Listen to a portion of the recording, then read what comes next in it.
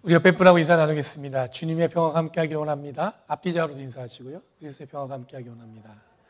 온라인으로 예배드리는 분들도 그리스도의 평화가 함께하기 원합니다. 이렇게 서로 메시지 주고받으시면 감사하겠습니다. 자, 오늘 백신 맞으신 분들이 자신감 있게 다들 오신 것 같아서 마음이 한결 가볍고, 또 제가 여기 교회 와서 제일 많은 분들이 와 계신 거 아닌가 이런 생각이 드네요. 네. 여러분, 오늘은 이 사도행전 본문과 함께 다른 성경 본문도 함께 나눠 보려고 합니다.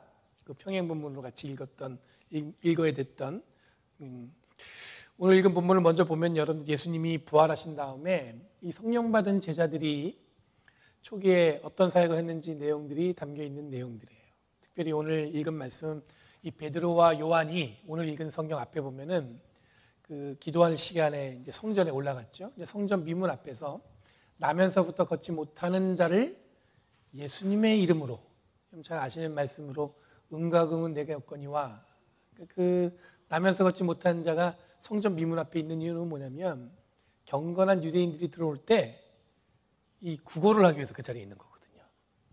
근데 걷지 못하는 사람이 그 자리에 있다는 얘기는 누군가는 그 사람을 거기다 데려다 두는 사람이 있는 거예요. 그러니까 그 사람은 자기를 위해서 먹고 살기도 하지만 누군가는 또 그 사람을 통해서 또 뭔가를 이렇게 이익을 얻는 사람이 있는 건데, 뭔가 줄 줄 알고 쳐다봤는데 제자들이, 베드로와 요한이 그러죠.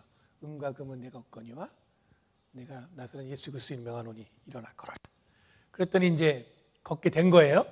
근데 그 사건 때문에 아마 다시 유대인들이 동요된 것 같습니다. 5절 말씀에 보니까 아마 베드로와 요한이 한 일 때문에 소문이 나서 유대 지도자들과 장로들, 율법 교사들이 예루살렘에 모였다고 기록하고 있어요. 이와 비슷한 장면이 어디서 나오냐 하면은 예수님을 십자가에 못 박기 위해서 모였던 똑같은, 여러분들 비슷한 상황이 전개되고 있다는 얘기예요. 아마 유대 지도자들은 예수님을 십자가에 못 박은 사건으로 모든 것이 끝날 거리라 생각했습니다. 예수님을 십자가에 달려 돌아가시게 하면 더 이상 제자들은 어떠한 힘이 없겠지, 이런 마음이 있었을 거예요. 그런데 제자들은 부활하신 예수님을 만나고 성령 받은 후 더 강력히 예수 그리스도의 복음의 메시지를 들고 사역을 시작했습니다. 마치 더 이 강력하게 업그레이드 된 것처럼 죽음도 두려워하지 않고 예수님처럼 사역을 하기 시작했다는 얘기입니다. 유대 지도자들이 다시 모인 이유는 베드로와 요한에게 질문하기 위해서였습니다. 7절에 보니까 그대들은 대체 무슨 권세와 누구의 이름으로 이 일을 하였어? 이렇게 물어봐요. 근데 9절에 보니까 제자들은 이것을 질문이 아니라 신문으로 받아들였어요. 저 사람들이 우리를 또 예수님처럼 똑같이 신문하는구나. 그럼 유대 지도자들은 나면서부터 걷지 못한 자가 걷게 된 것에는 관심이 없습니다. 저는 오랫동안 성전 미문 앞에서 구걸했던 그 사람이 갑자기 걸을 수 있었던 그런 기적 같은 사건에는 관심이 없어요. 그 사람들의 관심은 뭐냐면 누구의 힘으로, 그리고 어떤 사람의 이름으로 이런 일을 행하는가에만 궁금해하고 있다는 얘기예요. 여러분, 여기서 유대 지도자의 관심에 여러분들 권세와 이름에 여러분들 관심이 있다고 말씀드렸잖아요. 이 권세는 어떤 에너지로 세상을 살아가냐는 질문이에요. 여러분, 어떤 힘으로 살아가고 있어요?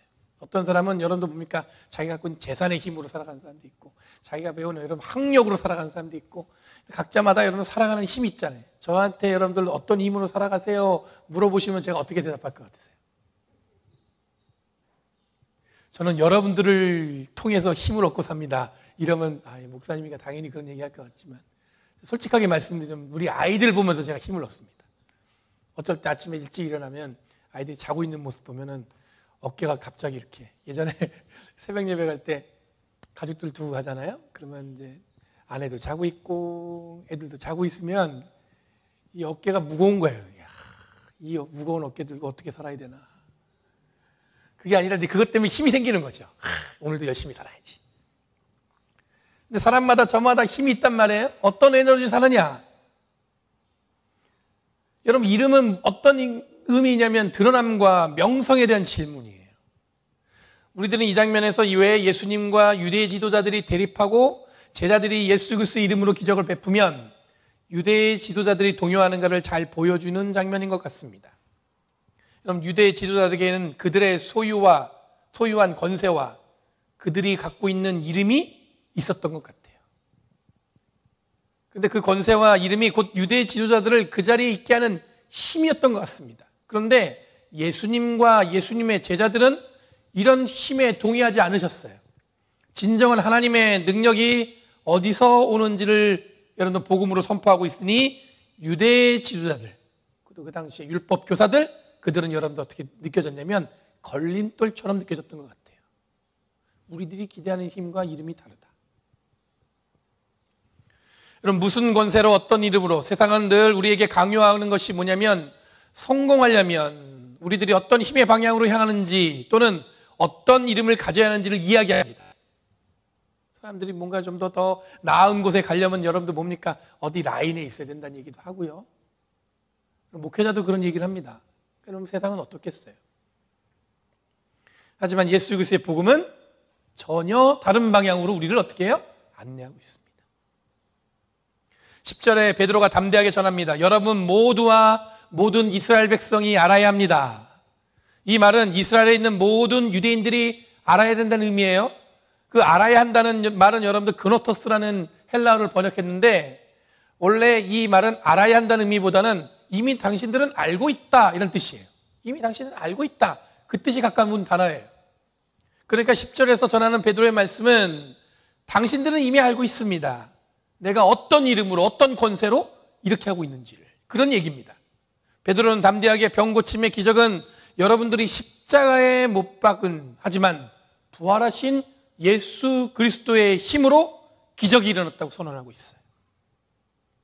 여러분, 베드로의 선언에는 예수의 능력, 그것이 당연히 이런 기적을 일으킨다는 것을 자기가 지금 알려주는 게 아니라 당신들이 물어보는 그 질문의 답을 당신들이 이미 알고 있다. 그 얘기를 하고 있는 거예요. 그럼에도 불구하고 예수님의 능력을 인정하지 않고 십자가에 못 박은 것이 바로 당신들이다. 이 얘기를 하고 있는 겁니다. 여러분, 그렇게 힘에 대해서 이름에 대해서 궁금하는데 그 힘과 이름의 주인은 이미 당신들이 아는 것처럼 예수 그리스도라는 것입니다. 그러니 세상이 찾는 이름과 권세는 아무 능력이 없고 12절에 오직 예수님의 이름으로 권세와 능력이 주어지고 구원받는다고 베드로는 고백하고 있습니다. 오늘 읽지 않았지만 이어지는 본문에 보면요, 베드로의 이 담대한 선언에 유대 지도자들이 어떻게 했냐면 머뭇합니다. 왜 머뭇했냐면 13절 말씀에 뭐라고 나와 있냐면 유대 지도자들이 생각했던 베드로와 요한은 원래 배운 것도 없고 보잘것없는 사람인 줄 알았는데 담대히 말하는 것에 놀랬다는 거예요. 그럼 여기서 우리들이 확신하는 것은 확인하는 것은 뭐냐면 유대 지도자들의 힘과 이름이 어디에 근거하고 있는지를 알 수 있습니다. 그들은 세상이 드러낼 만한 것에 힘과 이름이 드러난다고 생각했습니다. 배운 것이 없고 보잘것없다. 그 생각은 아마 예수님의 부재, 즉 예수님이 함께하지 않으면 이 제자들은 보잘것없고 힘이 없을 거라고 짐작했던 거예요. 하지만 보기 좋게 베드로의 말씀에 유대 지도자들이 머뭇하게 되었습니다. 그리고 14절 말씀에 뭐라고 얘기하냐면 이런 이유로 유대 지도자들이 베드로와 요한의 트집을 잡지 못했다고 기록하고 있습니다.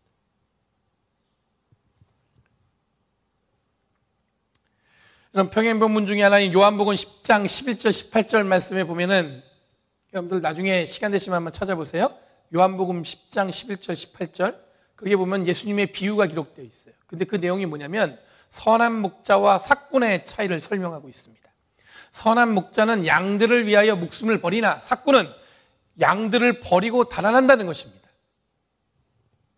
이 비유를 통해서 예수님이 이 선한 목자로서 양들을 위해서 목숨을 버리실 거라고 이야기하고 있어요. 곧 임박할 예수님의 십자가 사건을 예고하고 있습니다.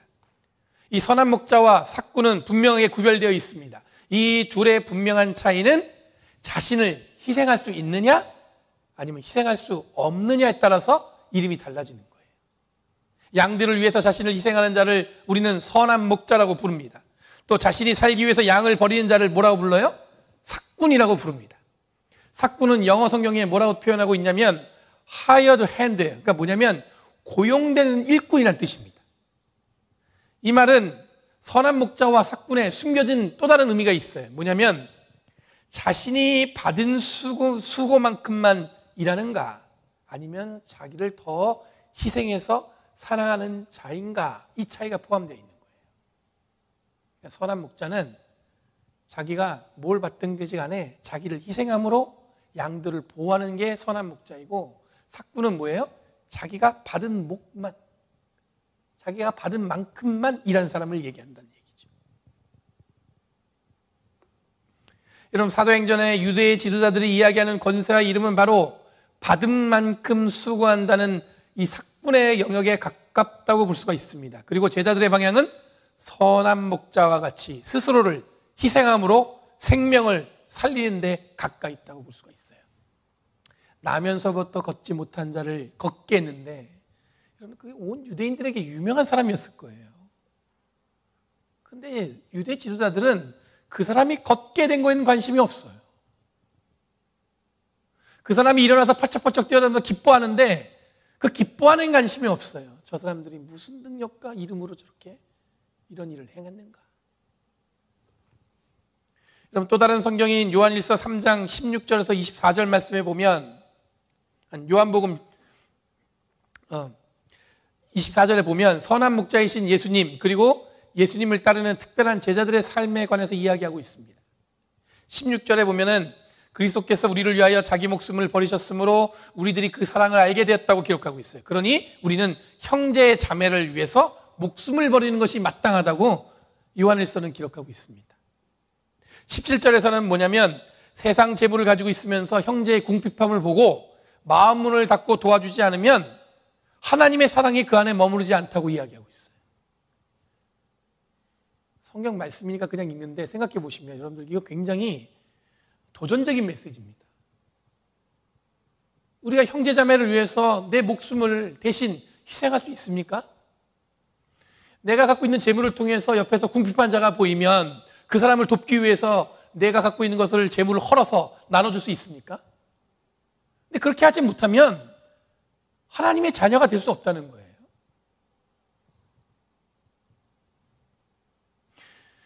여러분, 요한일서는 초대교회에 매우 도전적인 메시지를 나눴습니다. 부활하신 예수님을 고백하는 교회 공동체에게, 그것도 한 100년이 지난 이 교회 공동체에 굉장히 중요한 것은 뭐냐면, 부활하신 예수를 믿는 성도는 어떤 삶을 살아야 하는가가 굉장히 중요한 질문이었어요. 우리는 어떻게 살아야 될까? 예수 믿는다면 어떻게? 근데 그거에 대한 구체적인 고백을 하기 시작했는데, 이어지는 18절 말씀에 보면 우리는 말이나 혀로 사랑하는 것이 아니라 행동과 진실함으로 사랑해야 한다, 이걸 강조하고 있어요. 그래야 그 사랑을 해야만, 진심으로 사랑을 해야만, 입으로만 하는 게 아니라 몸과 마음을 다해서 사랑을 해야만, 그때야 비로소 우리는 뭐를 깨닫게 되냐면 우리가 진리 가운데 놓이게 되고 하나님이 우리를 구원하셨다는 확신을 얻게 된다고 기록하고 있어요.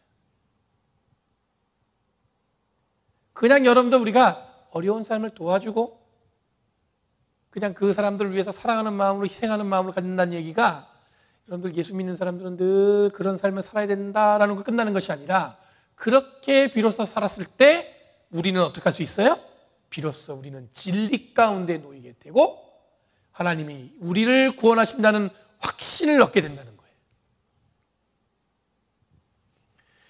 여러분, 사도행전 말씀과 요한복음 그리고 요한일서에 대해 연결된 내용을 보면 과연 우리는 어떤 권세와 어떤 이름으로 살아가냐와 연결되어 있습니다.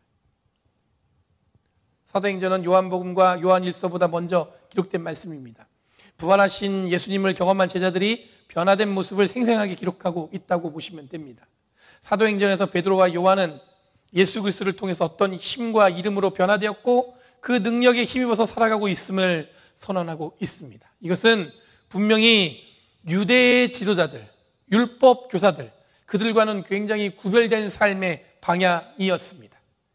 이에 대해서 요한복음은 좀 더 예수님의 음성으로 구별된 삶의 방향이 곧 선한 목자와 같다고 기록하고 있습니다. 선한 목자와 대조되는 삭구는 유대 지도자들이 기대하고 있던 권세와 이름에 의존하는 존재로 대표합니다. 요한 1서에서는 좀 더 구체적으로 교회 안에 구별된 그리스도인들의 누려야 할 삶에 대해서 이야기하고 있습니다. 요한 1서의 고민은 어떻게 하면 하나님의 진리 가운데 있고 하나님이 우리를 구원하신다는 확신을 얻을 수 있느냐에 대해 관심이 있었어요. 그런 교회 공동체의 질문에 이 사도행전과 요한복음 안에서 그 질문의 답을 찾은 거예요. 그러면서 그리스도인들은 뭐예요? 말이나 혀로 살아가는 사람이 아니라 행동과 진실함으로 사랑해야 하고 함께하는 이 중에 아파하는 이를 위해서 희생하는 마음을 나눌 수 있는 존재여야 한다고 고백하고 있습니다. 이것은 베드로와 요한이 보여준 것처럼 우리들이 어떤 권세와 이름에 의지하며 살아가야 하는지를 보여주고 있습니다. 그래야 우리들이 어떻게 할 수 있어요? 진리 가운데 있을 수 있고 하나님이 우리를 구원하신 것을 확신할 수 있다는 겁니다. 여러분, 성경에는 기록되지 않았지만 예수님이 부활 이후에 제자들은, 그리고 예수 믿는 사람들의 행보는 굉장히 급박했을 겁니다. 정신없는 사건들이 연속이었겠죠. 우선 예수님의 부활과 예수님의 복음을 연결하는 작업이 여러 가지 넘어야 할 이 장애물들이 있었어요. 복음도 전해야 되고 이 부활 사건도 경험했으니 이걸 증거해야 되잖아요. 이런 부활하신 예수님을 목격한 제자들은 성령 받은 후 변화되었고, 변화된 제자들은 긴박하게 복음을 전하기 위해서 현장을 누볐을 것입니다. 그러니까 빨리 복음을 전해야 된다는 마음이 이 제자들 마음에 가득했을 거예요. 어떻게든 빨리 복음을 전해야지. 정신없이 복음을 증거하고 교회를 세우다 보니까 예상치 못한 문제들이 교회 안에 벌어지게 되었습니다. 복음을 들고 예수님을 믿게 되었지만 부딪히는 삶의 이 현장에는 끊임없이 질문들이 이어졌어요. 복음 듣고 예수님을 믿게 되었지만 이 삶에는 여러분들 뭐냐면 늘 부딪히는, 이해할 수 없는 일들을 여러분들 어떻게 해석해야 되는지, 어떻게 이거를 이해해야 되는지, 그러니까 그런 질문들이 쏟아져 나온 거예요. 그래서 여러분, 우리들이 읽는 바울 서신은 이런 쏟아진 질문에 답을 하기 위해서 이 바울의 노력의 결과물이라고 볼 수가 있습니다. 그러므로 교회는 여러분들 늘 문제에 부딪히면 적극적으로 예수 그리스도의 구원, 하나님 나라의 의미, 그리고 성경이 가르치는 하나님의 구원의 방향을 확인하면서 오늘에 이르기까지 진정한 예수 그리스도의 복음을 전하기 위해서 노력해왔다는 것을 우리는 기억해야 한다는 거예요. 초대교회나 지금이나 우리는 끊임없이 뭐냐면 그 모든 복잡한 것을 다 걷어내고 하나님은 우리를 구원하기 위해서 이 땅에 오셨다는 확신과 진리 가운데 우리의 삶이 놓여 있음을 여러분, 우리가 늘 깨닫기 위해서 노력해야 된다는 얘기예요. 아무리 세상이 바뀌어도. 이런 과정이 지속되는 가운데 여러분들 교회는 늘 새로운 시대에 새롭게 주어지는 컨텍스트에 온전한 복음을 전하기 위해서 노력하고, 그 노력을 통해서 여러분들 새로운 시대에 주어진 질문에 답을 하고, 또 시대를 관통하는 영원한 진리이신 예수 그리스도의 복음을 증거해야 합니다. 오늘 읽은 성경 본문을 통해서 우리들이 확인한 것은 뭐냐면, 그때나 지금이나 우리들은 똑같은 권세와 이름으로 능력받아 살아가는 존재라는 사실입니다. 제자들은 더 예수님과 가까웠으니까 그들의 능력이 더 컸고, 그들은 예수님 이름이 더 가까웠으니까 더 우리보다 나았겠지. 그렇지 않아요. 지금도 우리도 똑같이 그분의 능력과 그 이름으로 살아가는 존재라는 거예요. 여러분, 가끔 신앙생활이 막연하게 어려워질 때가 있습니다. 교회를 오래 다닌 것 같은데 변한 것은 별로 없고, 교회 다니는 것과 그렇지 않은 것에 대한 구분도 명확하지 않을 때가 있습니다. 그러면 그럴 때 오늘 읽은 본문을 통해서 베드로와 요한이 고백한 우리들은 예수님의 권세와 이름으로 살아가는 존재라는 사실을 기억해야 합니다. 또한 삭군이 아닌 선한 목자로서 자신을 희생하는 삶으로 그 권세의 이름을 이어가야 합니다. 우리가 살아가다 보면은 어떤 사람들은 정말 이렇게 딱 주어진 것만 하는 분 있잖아요. 우리가 뭐라고 표현해요? 아우 얄미워 이렇게 얘기하죠. 저만 그렇게 표현하는 게 아니잖아요. 그렇죠? 우리가 살다 보면 그렇잖아요. 어떻게 딱 그건 여러분 삭군과 같은 삶이라는 거예요. 조금만 더 희생하면 선한 목자와 같다는 것입니다. 이것은 더 간단히 입술만이 아니라 삶으로 드러나는 사랑으로 증거되어져야 한다는 거예요. 그러면 우리들이 진리 가운데 하나님이 우리를 구원하셨다는 그 확신 가운데 살아갈 수 있다는 겁니다. 오늘 살아가는 우리들은 이런 초대교회의 노력을 기억하면서 지금 우리들이 어떤 노력을 할지를 아마 고민해야 할 줄 믿습니다. 그때 그랬다고 해서 여러분도 그냥 한 번에 끝나는 게 아니라 우리는 끊임없이 고민해야죠. 그럼 내가 지금 어떤 힘으로 살아갔고 어떤 여러분들 이름으로 내가 지금 의지하고 있을까?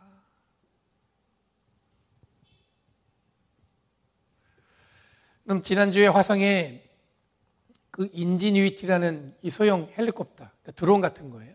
근데 그게 화성에서 비행에 성공했다는 거예요. 별로 놀라지 않으시네요, 역시. 저는 그거 보고 굉장히 놀란 게 왜 그러냐면 뭐 날렸나 보다 했더니 생각해 보니까 지구가 아니잖아요. 화성에서. 보니까 지구의 밀도의 1%밖에 안 돼요. 1%밖에 안 된다는 얘기는 이게 공기가 이렇게 무게가 있어야 될 거 아니에요. 공기가 쭉 누른. 근데 그게 1%밖에 안 되니까 이 뭔가를 띄우려면 충분한 양력이 있어야 됩니다. 비행기를 띄울 때 여러분들 양력이 필요한 것처럼. 그래서 그걸 극복하기 위해서 이 날개를 회전력을 빠르게 거예요.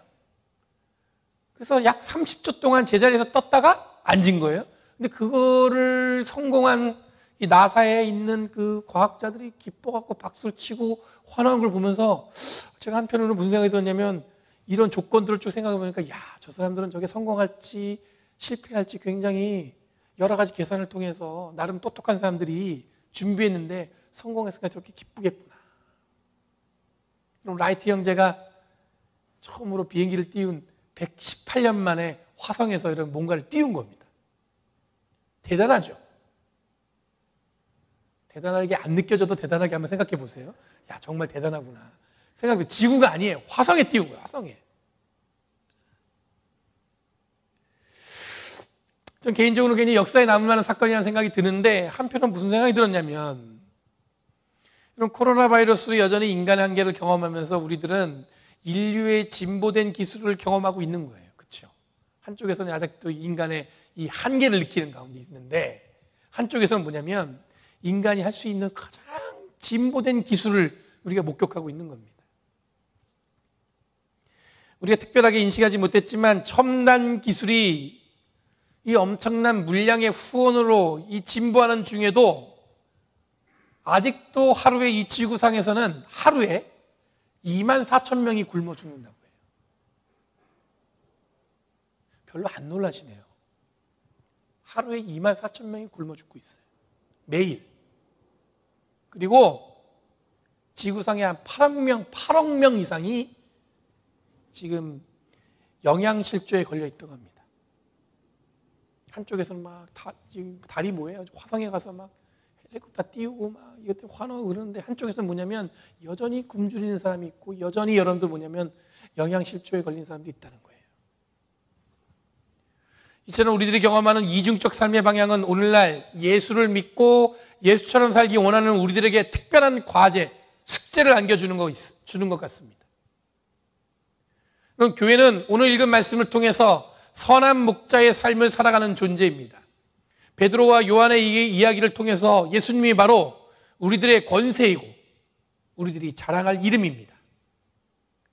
요한 1서에서는 우리들이 자랑할 권세와 이름이 우리들을 희생적인 사랑으로 드러나도록 이끌고 있다고 고백하고 있습니다. 말로만 하는 사랑이 아니라 행동으로 실천하는 사랑이야말로 예수 믿는 자의 삶이라고 우리는 매일 깨닫고 있습니다. 하지만 우리들이 부딪히는 삶은 그냥 그 깨달음에서 멈추는 경우가 많이 있죠.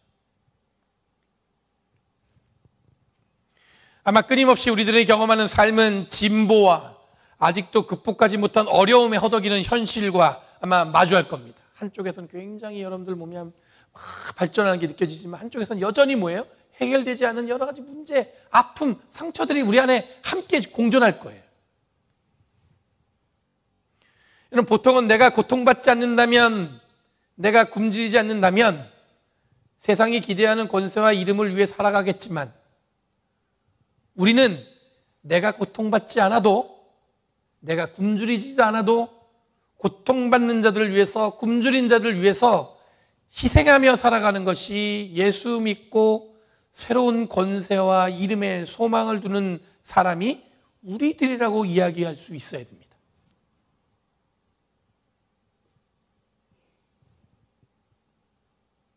왜 예수 믿고 당신은 왜 교회 다니냐고 묻는다면, 누군가 여러분들한테 그런 질문을 한다면, 사랑하기 위해서, 그리고 그 사랑을 실천하기 위해서, 무엇보다도 예수가 우리의 권세이고 드러날 이름이라고 고백하며 나아가는 저와 여러분이 되길 간절히 바랍니다.